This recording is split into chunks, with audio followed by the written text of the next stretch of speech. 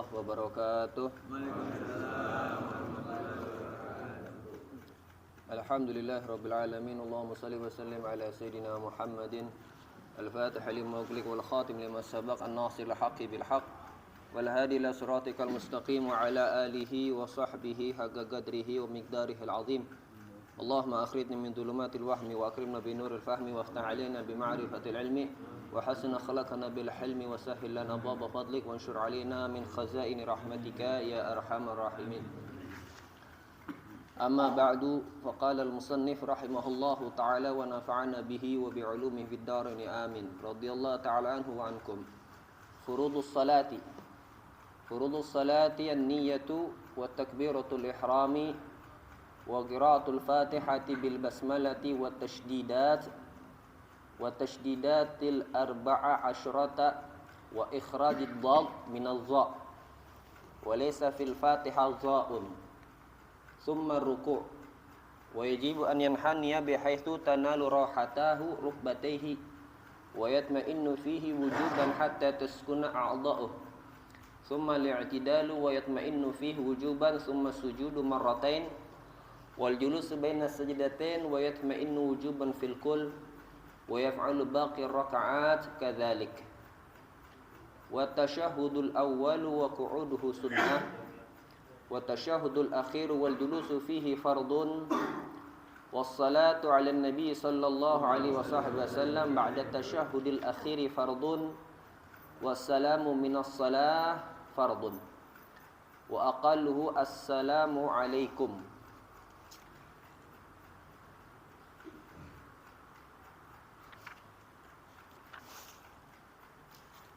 Furudus salah. Berkata Al-Habib Ahmad bin Zain Al-Habsyi dalam kitabnya Risalatul Jami'ah, masuk dalam babul fiqih. Karena dalam kitab Risalatul Jami'ah itu terbagi menjadi 3 bagian. Yang pertama usuluddin, berkaitan dengan akidah, kemudian fiqih, kemudian yang terakhir yaitu adalah bab tasawuf. Dikumpulkan dalam satu kitab yang ringkas seluruh ilmu yang bermanfaat buat kita dunia wal akhirah. Ya. Makanya yang bagi buat kita untuk mengetahui, mempelajari serta memahami daripada kitab Risalatul Jami'ah. Di sini kita masuk dalam pembahasan furudus shalah. Fardu shalah atau yang biasa dalam artian adalah rukun dalam shalat. Secara ringkasnya sebelum kita bahas dalam kitab, arkanus shalah itu para ulama membagi menjadi 4. Ada yang disebut dengan rukun qalbi, kemudian rukun qauli, kemudian rukun fi'li, kemudian rukun ma'nawi. Umumnya kita itu salah dalam penerapan rukun qauli umumnya. Adapun rukun qalbi ikhtalafal ulama, berbeda pendapat para ulama. Yang pertama kita katakan rukun qalbi. Rukun qalbi itu adalah niat. Dalam mazhab kita Syafi'i, an-niyatu mahalluhal qalb. Tempatnya adalah di dalam hati. Maka yang dianggap dalam niat itu apa yang ada di dalam hati. Hal ini kapan? Bagi orang yang bisa. Artinya bisa itu dia terbiasa memang mengucapkan niatnya ada di dalam hati.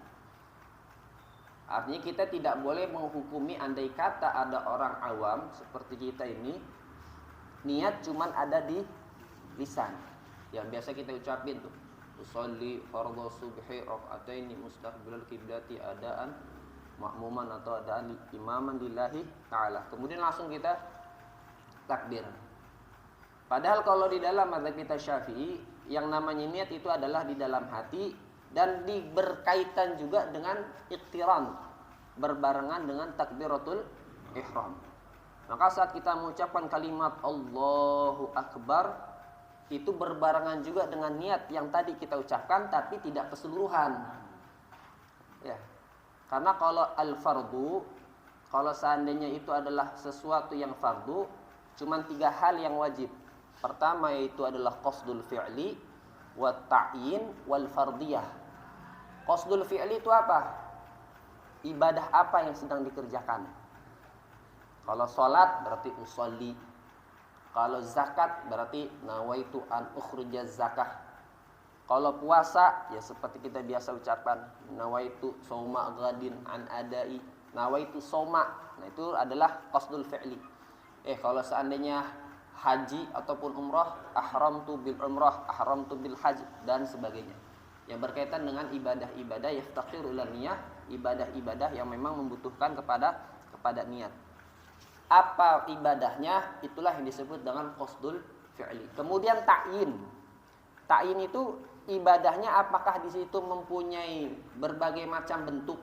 Seperti kalau kita zuhur, seperti dalam salat 5 waktu, ada zuhur, ada asar, ada maghrib, ada isya, ada subuh. Ta'yin adalah menentukan salah satunya. Kan nggak mungkin kita sholat digabungin semuanya. Pasti satu-satu. Imma huwa subuh, wa imma huwa isya, wa imma huwa maghrib, wa imma huwa asar, wa imma huwa zuhur. Itu disebut dengan ta'yin. Kemudian fardiyah, fardunya. Maka ketika kita waktu mengucapkan niat di dalam hati yang berbarengan dengan takbiratul ihram, cukup dengan kalimat usolli fardhu subhi. Kalau munfarid, kalau kita sendiri. Tapi kalau kita jamaah tinggal ditambahin imaman sama makmuman. Kalau imaman buat si imam silahkan, dia mau imaman silahkan, mau enggak imaman silahkan. Cuman kategorinya apa? Dia dapat fadilah jamaah atau tidak. Tapi kalau makmum wajib ngomong makmuman. Kecuali kapan imaman dihukumi wajib? Ketika waktu melaksanakan sholat Jumat. Karena sholat Jumat jamaahnya hukumnya wajib, berbeda dengan yang lainnya. Jadi ditambahin usolli fardhal subhi makmuman atau usolli fardhal subhi imaman. Itu yang berbarengan ketika dengan takbiratul ihram. Nah, hadza mahallu hal galab, dan tempatnya adanya di dalam hati. Maka kata para ulama begini, kalau seandainya ada orang yang ketika talafuznya mengucapkannya salah, tetapi yang di dalam hatinya betul, maka yang dianggap yaitu adalah yang di dalam hati. Ngomongnya usolli fardhal isya dan salat subuh, usolli fardhal isya 4 rakaat mustaqbil qiblat dan makmuman, Allahu akbar. Tapi yang di dalam hati usolli fardhas subhi makmuman. Bagaimana? Maka yang dianggap yaitu adalah yang ada di dalam hati. Tapi perlu diingat, hal ini pun masih ada ikhtilaf antara ulama. Kapan itu bisa dikatakan sah kalau seandainya bukan liqasdit tala'ub. Kalau bukan buat softu, bukan buat main-main, bercanda. Kalau andai kata dia bercanda, maka hukumnya batal menurut Al-Imam Muhammad bin Ahmad Ar-Ramli. Muhammad Jamalur Ramli mengatakan kalau yang model seperti itu qasdnya tala'ub, main-main softu, biar dibilang orang raksye, sholat dibuat raksye-raksyean. Nih sholat subuh kok dia niatnya isya. Qasdnya tala'ub, softu gimana? Batal salatnya. Tapi kalau memang dia lakukan itu karena sebab lupa, maka dimaafu. Yang penting di dalam hatinya adalah ucapan niatnya sesuai dengan apa yang sedang filham, apa yang sedang dilakukan. Kalaupun seandainya ada orang yang hanya cukup mindal awam, dia cukup mengucapkan kalimat usolli fardhu subhi sebelum melaksanakan takbiratul ihram, waqila bisihhatihi. Ada yang mengatakan hukumnya sah, tapi dia punya kewajiban untuk belajar. Kewajiban untuk membiasakan mengucapkan niat apa yang ada di dalam hati. Dan kita yang namanya dalam masalah ibadah ini iqtiranul fi'il, iqtiranun niyah bil amal itu penting. Jangan kita mengatakan dalam suatu ibadah atau dalam suatu amalan itu yang penting niatnya, enggak ada. Yang penting itu niatnya. Bukan yang penting niatnya, yang penting amal itu ada niatnya. Bukan cuma yang penting niatnya. Kata Habib Idrus bin Umar Al-Habsyi, kebanyakan di antara kita tuh salah memahami daripada hadis Nabi SAW, niatul mu'min khairun min amalih. Yang dimaksud itu amalul mu'min bil niyah khairun min amal bila niyah. Yaitu niatnya, amalnya seorang mukmin dengan niat itu lebih utama dibandingkan dengan amalnya seorang mukmin tanpa ada niat. Karena apa? Karena macam-macam. Makanya dijadikan para ulama niyah itu apa? Liyaftaqir, untuk membedakan antara yang namanya ibadah dengan adah. Mandi contohnya. Mandi itu ada ibadah, ada adah. Ada suatu ibadah, ada kebiasaan. Kalau kita mandi sholat Jumat, kita main asal mandi aja, kagak ada niat ya. Kalau dalam mazhab kita Syafi'i yang mu'tamad, kalau nggak ada niatnya berarti mandinya mandi kebiasaan. Tapi kalau ada niatnya di situ mandinya menjadi mandi ibadah. Mandi aja dikasih pahala. Bahasanya gitu. Karena sebab apa? Karena sebab ada niatnya. Maka yang namanya thawab, yang namanya pahala itu tergantung terhadap niatnya. Makanya Nabi Shallallahu Alaihi Wasallam dalam hadisnya, innamal a'malu binniyat. Kalimat a'malnya pakai bentuknya jamak, niatnya juga bentuknya jamak. Mafhumnya apa? Mafhumnya apa?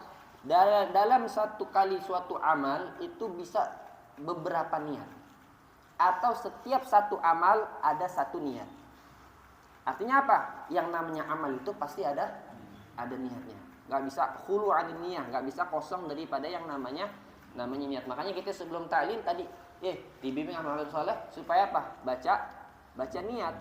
Karena apa? Karena fadilahnya kita hadir di majlisil ilm dengan adanya niat, maka sesuai dengan apa yang diniatin. Nawaitu ta'alluma wa ta'lim wa tadzakkura wa tadhkir wal ifadata wal istifadah wan naf'a wal intifa'. Cuman kalau kita hudur doang barokah. Kalau nggak ada niat. Tapi kalau seandainya kita hadir majlisil ilm dengan adanya niat, maka setiap niat yang tadi kita bacakan tersebut kita mendapatkan hasilnya. Makanya jangan pernah kita sebagai seorang muslim, mukmin, apalagi orang yang hadir di majlisul ilm, kalau sedang melaksanakan suatu amal tidak diiringi dengan niat. Sebagian ulama mengatakan apakah niat itu sunnah diiringi dengan kalimat bismillahirrahmanirrahim. Wal mu'tamad anna niyah la yaftaqir ilal basmalah wa qila yaftaqir. Ada yang mengatakan bahwasanya niat itu butuh kepada kalimat bismillahirrahmanirrahim. Karena kalimat bismillahirrahmanirrahim ini adalah tujuannya untuk tabarruk. Kita tabarruk kepada kalimat Allah Subhanahu wa taala, kepada ismu dzat Allah Subhanahu wa taala, Allah, kemudian Ar-Rahman, kemudian Ar-Rahim. Tapi niat dengan kalimat bismillah apakah jadi katakan hukumnya wajib? Tidak. Tetap dengan kalimat niat yang sesuai, yang biasa atau sesuai dengan qasdul fi'linya. Itu kalau seandainya niatnya adalah niat fardu, qasdul fi'li wa ta'yin wal fardiyah. Kalau seandainya niatnya itu adalah perkaranya, amalnya adalah suatu hal yang sunnah, maka yang disunahkan, yang diwajibkan, bukan disunahkan, yang diwajibkan adalah qasdul fi'li wa ta'yin. Contohnya apa? Seperti ibadah yang lahul mu'aggad. Salat, kita salat witir. Kita yang diucapkan cukup ketika waktu takbiratul ihram, usallil witra. Sunnahnya enggak usah. Usallil witra. Itu zatus sabab ataupun yang zatul waqt. Salat sunnah yang mempunyai sebab ataupun yang mempunyai waktu. Kemudian kalau seandainya salatnya sunnah mutlaqan. Salat sunnah mutlaqan itu daripada nganggur masih mending salat. Nah, ini yang dikatakan kalau di dalam abwabul fikihnya ini yang kagak boleh dilakukan sembarang waktu. Habis salat subuh mau asal daripada nganggur salat nggak bisa. Nggak boleh. Hukumnya apa? Haram ma'adam istihah, kagak sah dan juga hukumnya haram. Habis salat asar daripada nganggur salat kalau salatnya salat qadha, tafadhol silahkan. Kalau salatnya qadha, apalagi kalau kita yakin kita punya utang salat. Dikata Imamul Haddad, jangan sunnah tuh orang model kayak begitu.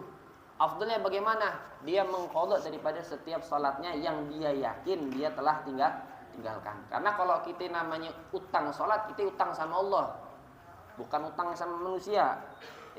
Dan hutang sama Allah itu lebih utama untuk kita tunaikan dibandingkan menunaikan dengan hutang terhadap manusia yang sama-sama wajib. Sama-sama wajib. Nah, kalau seandainya qasdul fi'li wa ta'yin wal fardiyah. Kemudian yang terakhir kalau sunnah mutlaqan, maka yang cukup yaitu adalah kalimat usolli. Jadi ada 3 maqam, 3 kedudukan di dalam masalah niat. Yang pertama kalau seandainya yang fardu. Ini mau sholat, mau zakah, mau puasa, mau haji, mau umroh yang wajib. Setiap yang perkara yang wajib, maka harus ada 3 ini. Qasdul fi'li, wat ta'yin, wal fardiyah. Kalau seandainya yang sunnah terbagi menjadi 2, yang zatus sabab atau zat muakkad, yang mempunyai sebab atau yang mempunyai waktu dalam setiap amalnya, maka yang wajibnya itu qasdul fi'li wat ta'yin. Tentuin apa pekerjaannya, apa amalnya, kemudian jenisnya, macamnya apa. Kalau masalah kayak sholat sunnah, ada rawatib, ada ba'diyah. Ada rawatib, ada ba'diyah sama qabliyah. Kemudian ada sholat sunnah duha, ada sholat sunnah witir dan lain sebagainya. Bahkan para ulama, nih disebutkan kalau kita malas nih, model kayak kita nih, malas qabliyah sama ba'diyah, gabungin aja udah. Usolli qabliyah wa ba'diyah. Ini kalau malas banget model kayak kita nih. Kenapa? Tujuannya supaya kagak ninggalin sholat rawatib sama sekali. Tapi kalau seandainya yang memang tidak ada ba'diyahnya seperti sholat subuh, ya nggak bisa pakai kalimat ba'diyah, ya qobliyahnya aja. Sholat sunnatul fajar. Atau seperti sholat asar yang kagak ada ba'diyahnya juga hanya qabliyah. Tapi kalau sholat maghrib, sholat isya, kemudian sholat zuhur, itu ada qabliyah sama ba'diyah. Kalau andai kata kita nggak sempat ada waktu, kita boleh ngambil pendapat Imam Muhammad bin Ahmad Ar-Ramli. Yang penting jangan cuma sekedar ngerjain sholat fardunya aja, tapi sholat rawatibnya juga dilaksanakan. Kata Imam Muhammad bin Ahmad Ar-Ramli, yang biasa memang pendapatnya beliau ini kita pakai di amalnya orang-orang Indonesia kita ini, mengatakan boleh digabung antara yang namanya qabliyah sama ba'diyah. Tapi juga jangan sering-seringan. Tiap hari dipakai. Akhirnya wah enak banget nih digabung.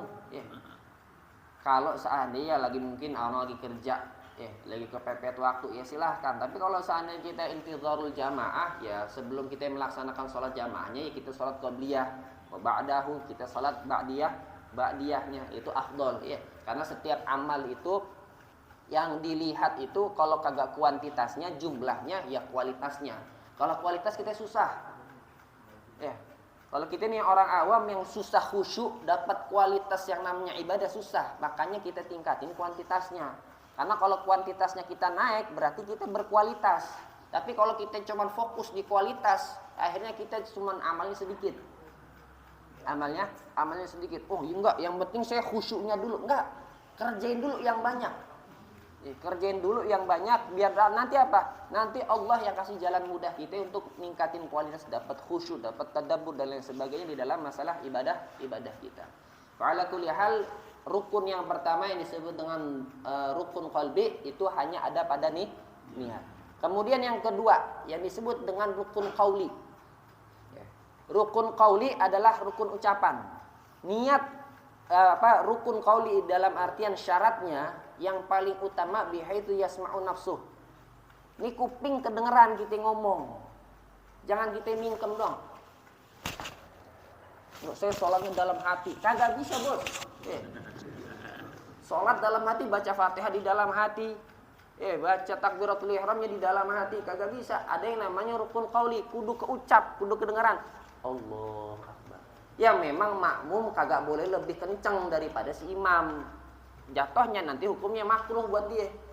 Imam Allahu Akbar sama kagak bisa.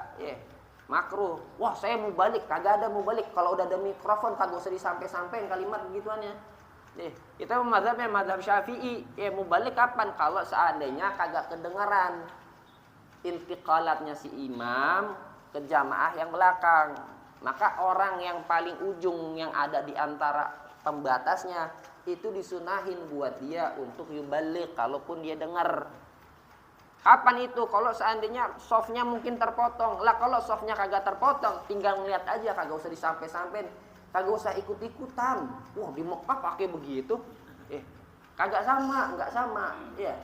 Keadaannya kagak sama, mazhab dalam perihal masalah salatnya pun beda sama kita. Bukan hanya cuma sekedar apa, cuma sekedar wallahu alam, apakah ada ikhtilaf antara ulama dalam hal ini, wallahu alam. Ala kulli hal, maka yang afdolnya buat kita khususnya dalam rukun qauli bihaitsu yasma'u nafsu, sekiranya kita punya kuping juga dengar. Takdirnya bagaimana? Takdirnya begini. Kalau kita sholat di ruangan sepi, ya kagak ada iz'aj, kagak ada suara-suara kipas angin. Ini kan mau kipas angin ada suara ini, tok tok tok tok begitu. Atau kipas angin itu buk buk buk. Kita matiin, kita sholat, kedengaran nggak suara kita itu? Allahu Akbar. Oh segini kedengaran. Nanti pas giliran kita sholat di tempat yang rame, kagak perlu kita kencengin di suara. Nggak perlu dikencengin, kagak perlu. Kita kan bukan lagi khutbah Jumat ini. Kita lagi sholat. Apalagi kalau makmuman udah Allah Akbar. Ini biasanya kalau anak ngencengin suara segini udah kedengeran kalau di tempat yang sunyi. Nah itu cukup. Jadi nggak perlu kita ngencengin suara begitu kita sampai di ruangan yang di situ banyak suara, nggak perlu. Nih, cukup sesuai dengan apa yang biasa kita lakukan kalau kita sholat di ruangan yang sempit. Pertama, untuk rukun qauli adalah kalimat takbiratul ihram. Jadi kalimat takbiratul ihram kudu kedengaran. Allahu Akbar. Dan apalagi sambil merem. Dia dapat yang pertama rukun qaulinya kagak sah. Gimana kalau rukun qaulinya kagak sah? Diulang. Istiqnaf dia. Tapi kalau takbiratul ihram karena itu awalnya enggak sah nanti. Salat kitanya jadi kagak sah. Kemudian setelah rukun qaulinya takbiratul ihram, kemudian suratul Fatihah. Suratul Fatihah dibaca si makmum setelah mendengar bacaan imam. Makanya imam itu setelah baca Fatihah diam dulu. Bigadril qiraatil Fatihah. Jadi baca imam tuh suratul Fatihah 2 kali, tapi kagak kenceng yang kedua. Jangan baca waladhdallin amin bismillahirrahmanirrahim. Lah bingung tuh makmum. Kok baca Fatihah 2 kali? Enggak. Waladhdallin amin. Baca nih imam bismillahirrahmanirrahim. Sampai waladhdallin. Kagak usah kenceng-kenceng. Kata dalam kitab Ghusl Karim, kalau seandainya imam meninggalkan hal ini, fala talumanna ila nafsak. Salatnya si makmum yang salah, yang kurang-kurang, yang nanggung tuh imam. Makanya imam kudu yang benar, kudu yang ngerti. Jadi setelah waladhdallin, diam dulu. Diamnya semane biqadri qiraatul Fatihah. Kalau kata Sayyidul Imam Al-Habis Al-Musyatiri, banyak di antara kita itu termasuk yang sunnatul mahjurah buat lil imam, yaitu kalau pas giliran baca waladhdallin, baca Fatihah waladhdallin langsung bismillahirrahmanirrahim, alam nasyrah, langsung baca surah. Padahal apa? Kudu dijeda dulu. Setelah waladhdallin, imam khusus ya. Supaya apa tujuannya? Tujuannya memberikan kesempatan buat makmum membaca suratul Fatihah. Tujuannya kenapa? Tujuannya supaya seluruh bacaannya imam didengerin sama si makmum. Karena kalau dalam mazhab Maliki, bacaan imam wajib didengar seluruhnya oleh makmum. Bighairi istighlalin. Kagak kudu disibukin apa-apa. Makanya enggak wajib dia baca suratul Fatihah. Yang penting kalau dia jamaah dengerin bacaannya imam. Nah, yurra'i hadzal qaul, menjaga dalam pendapat ini, maka dalam mazhab kita Syafi'i antara si imam bacaan suratnya Al-Fatihah yang terakhir dengan membaca surah dikasih jeda. Imam sunnah juga baca suratul Fatihah, tapi sirron, pelan-pelan, barengan sama si makmum. Makmum juga kudu ngerti. Pas giliran lah, ini kok imam diem, lupa tidur. Bukan begitu ya. Bukan lagi tidur, bukan lagi lupa, bukan itu. Berarti imamnya ngerti nih, dia tahu fikih nih imamnya. Ngasih kesempatan buat makmum, jangan nyari makmum itu. Baca apa kagak nih? Bukan begitu ya. Dilihat dulu kalau seandainya memang imamnya bener nih. Baca dah itu suratul Fatihah. Berarti dikasih kesempatan. Jangan pas giliran imam baca surah baru baca suratul Fatihah. Kenapa? Karena makmum tadi untuk menjaga pendapat yang mengatakan wajib buat makmum untuk mendengarkan seluruh bacaan imam, makanya dikasih jeda antara suratul Fatihah dengan surah setelah Fatihah. Karena apa? Karena pada dasarnya la saqtata fis shalah. Kagak ada diam di waktu salat. Kagak ada diam di waktu salat. Diam tuh enggak ada waktunya. Khususnya buat yang sholat munfarid atau juga sholatnya si imam. Tapi kalau dikasih jeda, iya. Makanya dalam kitab Safinatun Najah ada tuh saktatus sholah sittatun. Jeda, bukannya diem, tapi jeda. Seperti setelah kalimat a'udzubillahi minasyaitonirrajim. Nah, a'udzubillahi minasyaitonirrajim, ada jeda antara kalimat ta'awudz dengan suratul Fatihah. Kemudian ada jeda antara akhir surah dengan ketika takbiratul intiqalat kepada ruku. Ada 6 hal, ada 6 keadaan saktah. Tapi kalau diem, nggak ada. La saktata fi shalah. Kagak ada waktu diem ketika di dalam sholat. Makanya sebagian di antara kita, bahkan yang biasa kita lakukan itu antara kalimat waladhdallin dengan amin itu sebenarnya ada jeda di situ. Tapi karena pendapatnya ada yang mengatakan la saktata fi shalah, sering nggak kita dengar waladhdallin rabbighfirli amin. Pernah kita dengar begitu? Itu tujuannya apa kalimat? Kenapa kok ada kalimat rabbighfirli di situ? Emang boleh? Boleh. Kenapa? Karena itu berarti pendapat yang mengatakan kagak ada waktu diem di waktu sholat. Jangan diem nih, jangan mingkem. Buat siapa? Orang yang sholat munfarid sama sholatnya dia sebagai imam. Rabbighfirli. Mahmumah, makanya jangan ikut-ikutan rabbighfirli. Yang baca imam atau rabbighfir lana. Karena apa? Karena la sakta fi shalah. Nah, itu untuk mengakhiri daripada atau untuk menjaga pendapat yang mengatakan tidak ada jeda atau tidak ada diam di waktu salat. Makanya ketika waktu pas giliran kita salat jamaah, adapun buat si makmum ya silahkan saja. Yang penting adalah mendengarkan bacaan si imam. Makanya kalau kita dapati imam ruku ataupun sujudnya lama, sedangkan kita udah baca tasbih. Kita udah baca tasbihnya 3 kali, ya tambahin. Jangan kita berpatokan dengan tasbih kita yang kita baca 3 kali.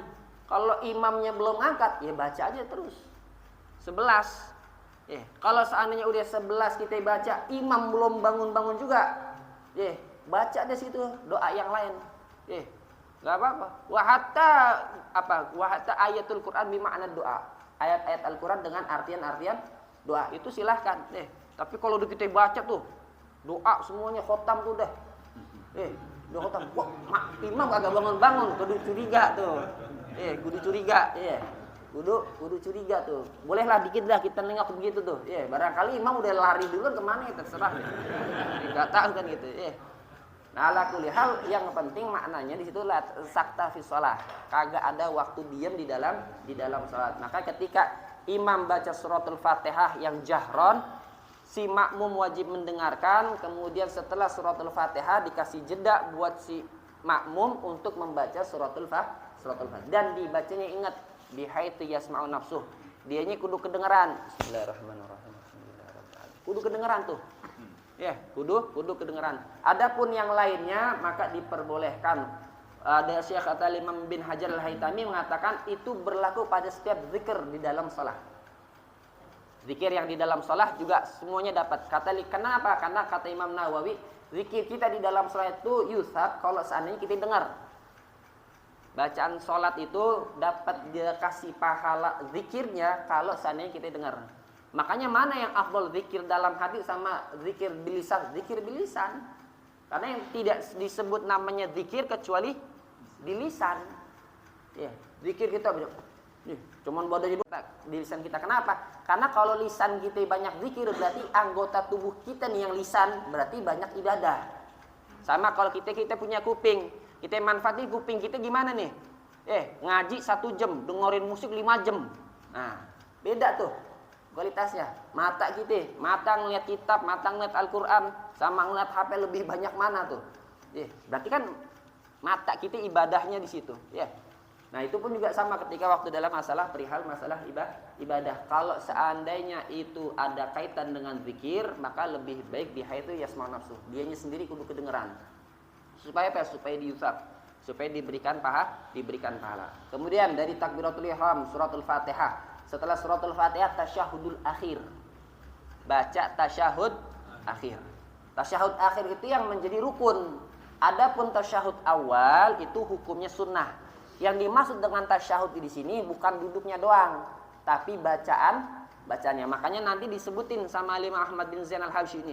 Setelah masalah rukun sholat, fardhu sholat ini, bacaan tasyahudul. Karena tasyahud itu ada yang aqal, ada yang kamal.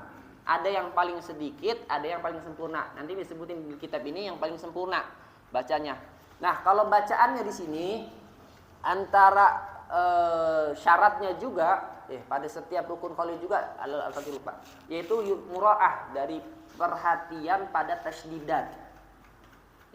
Karena kalau disebutin suratul Fatihah itu nanti ada 7 di dalam kitab Safinatun Najah itu disebutin ada 7 syarat-syaratnya. Tapi di antara semua itu yang tadi yang Al-Fakir katakan yang paling penting kudu kedengeran. Karena kalau yang sisa-sisanya lain itu memang orang yang butuh belajar. Kita jangan pernah merasa cukup dengan ibadah kita. Wah, jangan ibadah itu jangan pakai pengalaman. Wah, mentang-mentang udah umur 40 tahun, wah udah saya mau udah salat mulu. Belum tentu salatnya benar. Makanya ibadah itu bil ilm. Namanya ibadah itu pakai ilmu, bukan pakai pengalaman. Mau orang haji 99 kali kalau cuma pakai pengalaman doang mah beda sama orang yang ibadahnya pakai ilmu. Makanya harus belajar. Jangan pernah merasa cukup dengan ibadah kita. Jangan. Tanyain hadir dalam majelis ilm. Jangan pernah malas ogah-ogahan kalau wah lagi maju. Ya Allah, majlis bahasnya tohar aja, bahasnya air aja, bahasnya sholat aja. Justru itu yang lebih penting.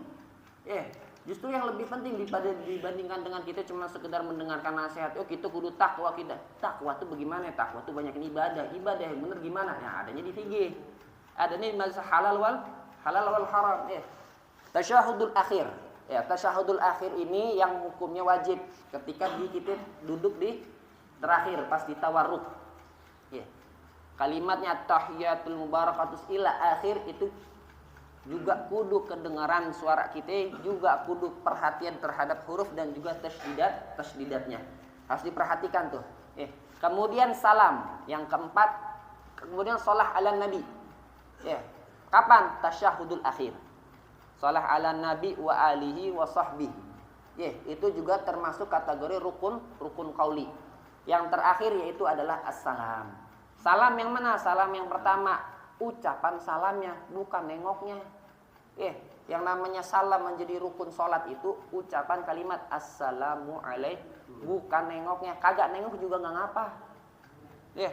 Nggak mesti nengok, kagak. Yang penting kalimat ucapan salamnya. Imam baca, makmum juga baca. 5 hal rukun qauli ini semuanya kudu dibaca. Di haitsu yasma'un nafsuh yura'ah dari harus mura'atul huruf wa mura'atul tasdidat.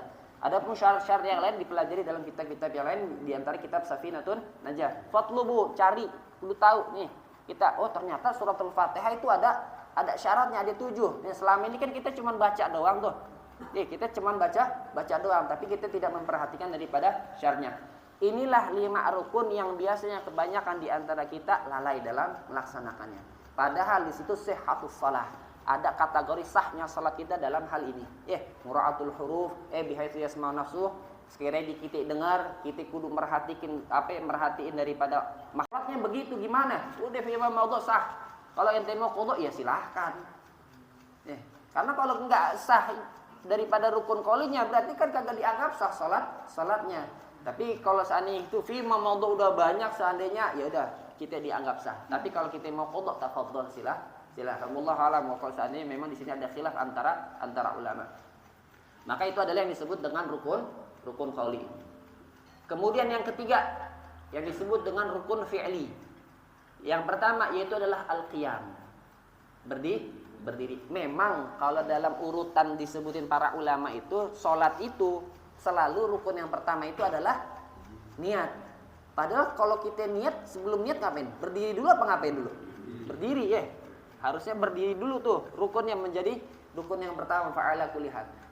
Berdiri. Nah, yang namanya berdiri buat yang syabab yang masih muda jangan sok-sok tua. Sok-sok tua gimana tahu sok-sok khusyuk. Salat begini, intisabul zahar. Kudu begini. Jangan badannya atau enggak udah berdiri begini tapi kepala begini. Kagak. Sayyidina Umar pernah lihat syabab di kota Madinah sholatnya bungkuk, diketok sama Sayyidina Umar sama sendalnya. Lagi sholatnya bukan tuh. Bahasanya sebegitu tegasnya Sayyidina Umar bin Khattab. Karena apa? Karena yang namanya syabab ketika waktu lu lagi sholat, mahalu syahidnya intisabul dhahar. Jangan ditunduk-tundukin begitu. Kalau seandainya syebeh, udah tua apalagi dia ada sakit, ya silahkan fadl, agak ditundukin. Ya, agak ditundukin sedikit nggak apa-apa. Ya, karena memang diantaranya dikatakan nanti itu hukumnya menjadi sunnah bagi siapa? Bagi orang tak gitu. Itu nggak syaratnya, tapi yang syaratnya itu apa? Yang syaratnya bihaitsu tanalu rahatul. Maka jangan di atas dengkul nih kita nih. Kecuali orang tua sakit punggung, ada orang kena saraf kejepit. Jangan kita paksain, sakit tuh orang kasihan. Yang bener kudu yang bener, lagi sakit. Dia lagi sakit, jangan kita paksain. Nah, kalau yang masih sehat, ini yang namanya roha, kudu nempel. Kita tempelin, pegangnya di sini. Jangan di atas, jangan di bawah. Apalagi sampai kena mata kaki, kita pegangnya mata kaki. Mau ngapain? Ruku sampai begitu. Atau rukunya begitu tuh. Rukunya apa kayak nggak tahu kayak apa tuh bahasanya kita. Begitu tuh, nunduk begitu. Tangannya mau begini tuh. Tangannya begini cuman ruku begini.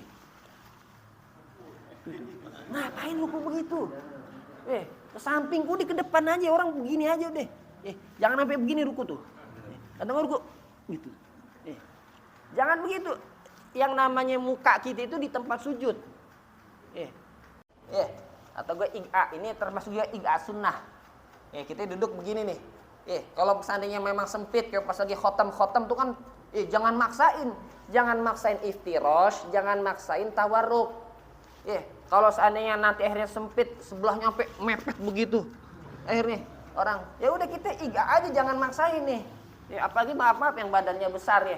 Dia tahu badannya besar, giliran tawarruk pengen tawarruk aja brak begitu deh. Orang di sebelahnya tiban, iga, ada iftirosh, ada iga.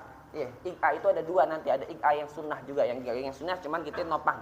Nah di antara syaratnya juga kalau bisa yang namanya butunul asabi rijil itu kita nepak. Kudu begini gitu. Kagak cuman ujungnya doang kita nempelin, cuman agak ditekuk. Agak ditekuk itu ketika dalam sujud juga sama, ketika dalam keadaan jalsah. Ketika waktu iftirash ada dan juga tawarruk. Udah selesai tuh rukun fi'li. Kemudian terakhir rukun maknawi. Rukun maknawi yaitu adalah tertib kemudian tumak ninah. Tertib kemudian tumak ninah. Tumak ninah, apa yang namanya tumak ninah itu? Tumak ninah itu kalau seandainya gerakan kita dianggap sudah terpisah dengan gerakan yang sebelumnya. Ma'asukunul a'dha. Baru dah ketika kita sudah terpisah, dianggap terpisah, itu gerakan kita itu disebut dengan tumak ninah. Memang disebutin dalam mazhab kita Syafi'i bi qadri subhanallah. Tapi kapan disebut dengan subhanallah? Kalau sudah kita berhenti. Kita udah sampai pada batasan syaratnya. Contoh masalah, kalau kita pas lagi ruku, yang namanya bigadri subhanallah itu kalau kita udah semuanya nih, tangannya udah nyampe, udah sempurna, baru bigadri subhanallah. Jangan Allahu Akbar subhanallah. Yang enggak, salah tuh kayak begitu. Bukan bigadri subhanallahnya itu dengan apa? Asal tempel kagak, tapi di antara rukunnya kita itu dengan yang sebelumnya sudah dianggap terpisah. Berarti kan ada jeda, baru bigadri subhanallah, baru ngangkat. Itu yang dimaksud dengan tumak ninah. Makanya cuman bigadri, bukan biqiraati. Bukan dengan cuman kalimat mengucapkan subhanallah, enggak, cuman bigadri doang. Tapi apa? Ba'da sukunil a'dha, setelah anggota tubuh kita udah diem pas pada tempatnya, pada syaratnya. Makanya di sini Nabi mengajarkan kepada kita untuk baca tasbihnya 3 sampai dengan 11 kali. Belajar baca surah Fatihah. Jangan cuma sekedar kita belajar ngaji surat yang lain, tapi suratul Fatihahnya kita kagak belajar. Kudu benar suratul Fatihah, kudu benar. Summa ruku, kemudian ruku, wajibu, dan syarat yang disebutin sama Imam Muhammad bin Zain, wajibu dan wajib an yanhaniya bihaitsu, dia sampai condong bihaitsu tanalu rohatahu, sekiranya telapak tangannya sampai menyentuh rukbataihi, kepada kedua lututnya. Wayat ma'innu fihi wujuban, dan wajib tumakninah pada saat itu. Hatta taskuna a'dha'u. Sampai kapan tuh? Sampai anggota tubuhnya seluruhnya tenang. Artinya diam terlebih dahulu. Tsummal i'tidal, baru kemudian i'tidal. Wa yatma'innu fihi wujuban, dan wajib juga di situ tumakninah. Tsumma sujudu marratain, kemudian sujud 2 kali. Wal julusu baina sajdatain, dan duduk di antara 2 sujud. Wa yatma'innu fihi wujuban fil kul, dan seluruhnya pada setiap rukun fi'li syaratnya yaitu adalah tumakninah. Wa yaf'alu fi baghiyar rakaat kadzalik, dan dilakukan itu semua pada sisa rakaat-rakaat yang lainnya. Wa tasyahudul awwalu wa qu'uduhu sunnah. Kemudian di dalam shalah itu terbagi menjadi rukun qasir, rukun tawil. Nah, ya tadi pembagiannya, ada rukun tawil, ada rukun qasir akhir. Biasanya dijumlah. Ya, ini terakhir. Ada yang namanya rukun qasir sama rukun tawil. Kalau rukun qasir itu yang bacaannya kagak boleh kita panjangin lebih. Di antaranya apa? I'tidal sama jalsah. Duduk di antara 2 sujud. Bacanya kagak boleh panjang tuh. Kalau bacanya panjang nanti batal salatnya. Wa qila fit tasyahudul awal. Tasyahudul awal juga bacaannya cuma tasyahud sama shalah ala Nabi sallallahu alaihi wasallam wa alih, dan juga keluarga Nabi. Lebih dari itu kagak boleh karena nanti batal. Adapun sisanya itu namanya rukun tawil. Mau kita baca 1 kali khotam juga kagak apa-apa. Berdiri ketika waktu lagi ruku. Karena Imam Habib Ali bin Muhammad al-Habsyi yutilur ruku. Beliau termasuk orang yang senantiasa memanjangkan ruku. Ya. Kemudian sujud. Ya. Kemudian tasyahudul akhir itu rukunnya rukun tawil. Kita boleh perpanjang pada rukun tersebut melebihi daripada doa yang biasa dibaca atau doa yang masyhur. Wallahu a'lam bishawab. Subhanakallahumma wa bihamdika asyhadu an la ilaha illa anta astaghfiruka wa atubu ilaik. Wa sallallahu ala sayidina Muhammadin nabiyil ummi wa ala alihi washabbihi wasallam. Walhamdulillahirabbil alamin. Al'afu minkum. Wassalamu alaikum warahmatullahi wabarakatuh.